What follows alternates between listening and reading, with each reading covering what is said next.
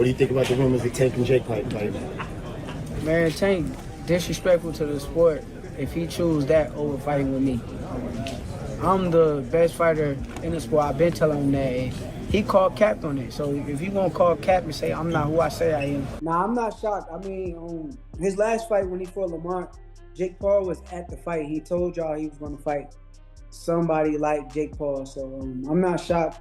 It don't surprise me. So Shakur Stevenson had criticized a recent fight between Jake Paul and Gervonta Tank Davis, indicating that it was an embarrassment to the sport and made it look good at the expense of the professional matchups the fans had been awaiting. I mean, size will play some part of the fight, but if I'm thinking like I'm Tank, I'm probably just gonna go out there and try to outbox him and use my knowledge and IQ against him. So I can see Tank just outboxing him and making it real easy. Shakur Stevenson had earlier indicated he doubted very much that Jake Paul had a chance against Gervonta Tank Davis. He pointed out that Tank was already a part of the sport at a young age, which gave him the skills and experience that he needed at the top level, and that Jake was still relatively new to boxing. Nah, not at all. I think Tank is, he's been boxing his whole life.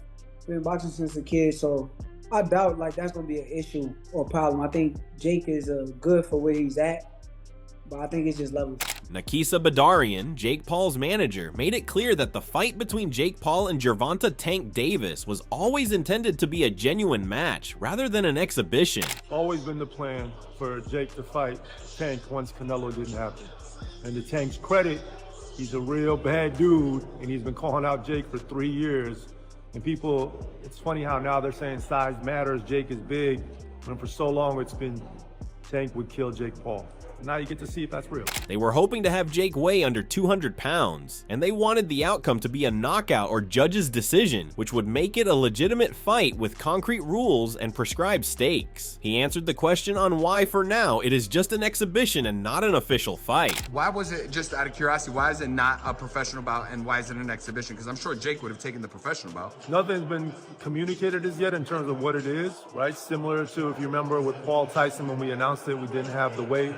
We didn't have the rules, particularly in terms of the number of rounds, the minutes, the gloves. It's going to be the same thing here. Complicating the match was the fact that the two fighters were not even remotely similar in terms of size, with Paul being a naturally larger male who was campaigning as a cruiserweight, whereas Davis had thus far competed in smaller weight classes. This physical disconnect instantly raised the argument about whether the contest was truly a sports event or was taken to just another spectacle as a show me episode. Mike Perry had also shown his dismay in regards to the upcoming match between Gervonta Davis and Jake Paul, asking whether it was reflective of the real essence of the sport of boxing. It would suggest that fights of this nature lean more heavily on the element of spectacle than on the merits of the skills of the fighting competition, which caused him to question how seriously either of the protagonists took the art of the sport, especially when it comes to Paul. Jake is big, Tank has a lot of skill, but I don't think he's the same Tank that we saw the most incredible knockouts. We saw him, I mean, Lamont Roach performed great. They went to draw and, you know, I just don't know. And Tank walked away. I don't know if he loves it enough to beat a guy who outweighs him by 80 to 100 pounds. Ryan Garcia himself had come out to dismiss the notion that Gervonta Davis would agree to face off against Jake Paul at a weight as heavy as 195 pounds. He pointed out that Davis, a naturally smaller fighter himself, could never risk fighting like that, which gave the idea that the fight could occur in such circumstances, unrealistic as opposed to being realistic. He wrote, "I strongly doubt this happens. No, Gervonta accepted 195 pounds. Gervonta is already small naturally, and you really think he will decide to balloon up to 195 pounds? Yo, you ought to be delusional to think this is going to happen." Several months ago, boxing was filled with big fights. Scheduled have been high-profile returning warriors, challengers competing to advance in weight classes, and title belts have been at stake in various divisions. But regardless of the large number of interesting matchups, the announcement of Paul versus Davis seemed to steal the limelight from all of the rest. Eddie Hearn talked about the fight. I don't know whether he'll fight, what's the rematch? Lamont Roach. I don't know if he'll still fight Lamont Roach. I know he's fighting Jake Paul in November, and then maybe Shakur after that. Thank you, Eddie. Hearn said that in case that matchup came together, he would have to give Shakur Stevenson an important fight as well. At the moment, he did not know whether the fight was actually in progress, but still recognized that it could bring change to the matchmaking of other elite boxers. I will have to come up with something for Shakur Stevenson. If I don't, that may be the end. It's got to work for me as well as Shakur. Maybe I haven't got anything for him. Maybe he hasn't got anything for me. But right now, I know what we agreed with His Excellency, and that's what we'll do for now, and then see where we go. Promotional campaigns, social media buzz, and stream promotion led instead to a fight many people do not see as serious, but as spectacle. The implication in Stevenson criticizing the fight, therefore, did not only mean the duel, but also the very course that the sport is endeavoring to follow in some regards, where entertainment value supersedes competitive integrity. Shakur Stevenson had stated that he had divided feelings about the Gervonta Davis versus Jake Paul boxing fight as a competitive issue. He conceded that it did not appeal to him or motivate him to watch it, as it was not the kind of high-end competition that he personally enjoyed watching. Nevertheless, he accepted in business terms that the fight was logical, since it could generate huge income and publicity, even though it was not a good fight in sporting terms. Will you watch, Shakur? I mean, No. obviously, no? Hell no, nah, that ain't really like. I mean, like I said, here's the thing, like I got two sides of me when it comes down to I got a business side, then I got a competitor side. And from the competitive aspect, it don't excite me for me to be like, okay, I want to watch it. But from the business side, I understand as though why would he go that route. So. Nonetheless, the mysticism of Jake Paul versus Tank Davis cannot be overlooked. Both men enter the ring all out of different boxing worlds. Paul, who was ridiculed as a YouTube celebrity turned boxer, started to surprise everyone by displaying really good progress with every following fight. I'll be down. Let's run it. Like, I'll be super down. Gervonta, I don't know if Gervonta needs Jake Paul. Let's be clear, right? is there a height limit in boxing? Jake has competed against former MMA champions, experienced fighters, and a few bona fide boxers, and established a name by being strict in adhering to his craft, investing considerably in promotion, and holding good drawing power. Nevertheless, with that development also comes the fact that he never played the sport as a professional, so he still has much to learn about the more minor aspects of footwork, defensive timing, and ring IQ that are possessed by people who have played the sport their entire lives. In a video, they have been shown hitting the punching bag, and they both look very ready for each other.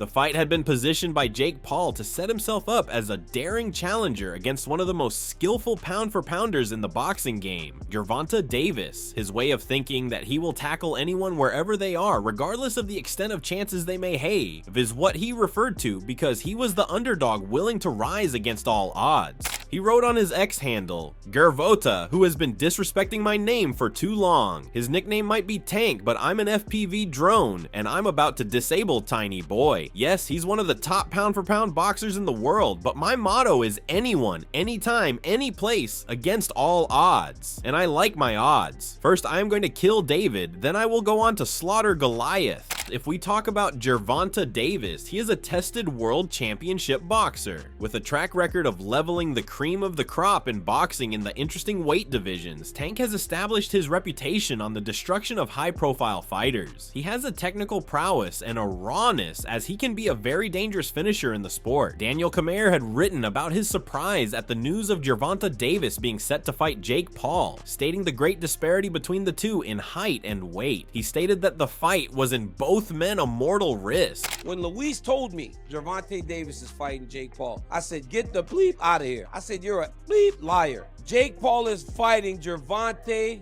Tank Davis. There's one problem. He fights at 135 pounds. Gervonta Davis is that much better than Jake Paul at boxing. But Gervonta Davis in his last fight weighed 133.8 pounds. And I'm not over here in the business of just crapping on Jake Paul. I am much more respectful of what he's starting to build as a professional boxer. Losing to such a larger fighter can take its toll on Davis. And on the other end of the spectrum, losing would mean letting all the relevance and fame that Jake Paul had acquired in boxing go to waste. Eagle-eyed viewers, of course, will be well aware of the fact that fans had been anticipating Jake Paul to fight an actual professional boxer. And now he was given the opportunity against such a high caliber opponent as Davis. You're fighting a guy that's better than you. He's just much smaller. But that guy, because he's better than you, what if he wins? Everything Jake Paul has done is wiped completely out. Gervonta Davis loses to Jake Paul. Obviously, it's going to hurt who Gervonta Davis is. But he lost to a guy that's going to be upwards of 70 pounds bigger than him when he steps into the boxing ring. But I will tell you this right now, without a shadow of a doubt. I will watch this. Tank Davis is 30-0-1. You want to talk about Jake Paul fighting a real boxer? That's a real boxer. You can't make this stuff up, man. It's true. They're fighting. Tank has much faster speed and precision rates than the average, but size also offers certain benefits to power absorption, reach, and physicality, the latter of which is an area where Paul might be advantaged. Tank has sent his initial message to Jake Paul in public after the fight announcement with a confident message and a touch of sarcasm. His words implied thrill and readiness to accept the atmosphere around the game match and a determination to approach the event full of life and dynamism. The tone was that of the display of confidence combined with showmanship, which was determined to create an atmosphere of excitement in the fans.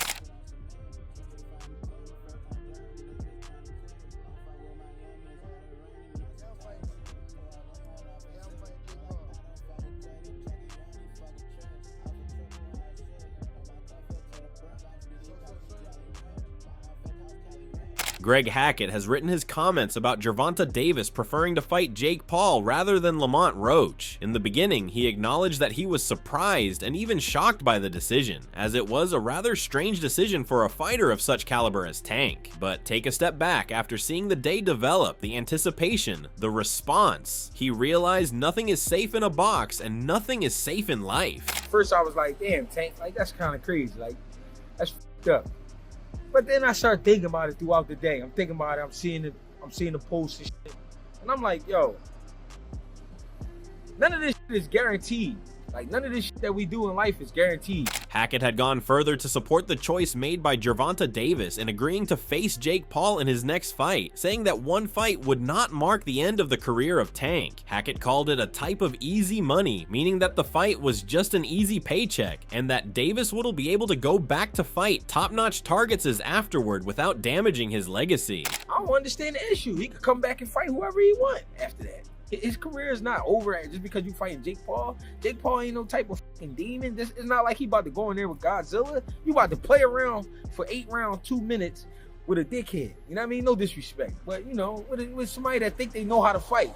This is a big robbery. But the very contrast makes curiosity. Can the higher level skill of Tank outdo the size and fundamental improving Paul? Will the power of Paul be too much for a man who will be competing in such a division? Hackett likened Gervonta Davis taking on the betting match with Jake Paul to how business figures make use of huge financial prospects in the business industry. He added that although personally he preferred great competitive bout matches, he could not fault Tank making such a lucrative move, especially as he could take up top-level boxing again afterwards. He said, "This is what people do in the corporate world every day. Steal fucking money. He is doing it. I'm not mad at that man. Man, fuck that. I ain't mad at Tank for some shit like that. I'm mad. I was irked about the fact that I'm a boxing guy and I love great fights, but at the same time, if I stop over here to make some good money and then go back to doing what I was doing, there's nothing wrong with that." Dan Rafael had written on the upcoming fight, and an apparent issue concerned the size disparity between Gervonta Davis and Jake Paul. However, he admitted that some of his supporters are skeptical that this fight would be exciting, but he encouraged them not to forget that such was the feeling of some of his fans before his much-hyped behemoth battle against Mike Tyson, and indeed, it became a real fight in every sense of the word, with Paul displaying respect and decorum during the fight.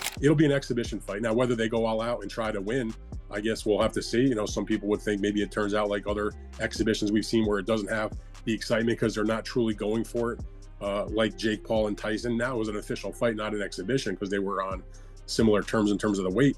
But Jake even made a point at the end of that fight, like he didn't want to knock Tyson out because he kind of felt bad for him. Coach Larry Wade provided his comments about the fight, showing that fans like a match with no lopsidedness, but they also like excitement and flash. He indicated that nobody wants to watch a boring match that does not provide any excitement. In dealing with this showdown, Wade says that it will strike the appropriate balance with competitive edge and high entertainment value. He thought that the combustion would engage the fans in the ring and beyond, and as he is sure to deliver a good, fast-paced fight with skills on an approximate level. In sports, not just boxing, but a lot of Olympic sports, we forget the concept that sports is one side, but then you also have to be able to entertain on the other side, and we're always too busy trying to separate the two. Why can't there be both? And the people who understand the concept that it's a sport of competitiveness, and it's also a sport of entertainment, and you can merge the two, now you have a better business strategy, in my opinion, because, you know, people who are boxing fans love great matches, but also they like entertainment. So I think you get a little bit of both. You got two really high-level guys in the ring, and why not see how that result comes out? And here's the storm brewing, and the stakes are sky high. Will Jake Paul show he belongs in the cliche of the world's great boxers? Or will Gervonta Tank Davis remind the world why talent, velocity, and heritage always peak? This one thing is without doubt that this shelf will be able to blow the sport away and make more convulsions about opinions. What is your view? Can Paul defeat Tank, or is this a bridge too far? Leave a comment with your predictions, hit the like button once you are ready to watch Fight Night, and subscribe to the channel so you don't miss out on all the latest breakdowns and insider updates.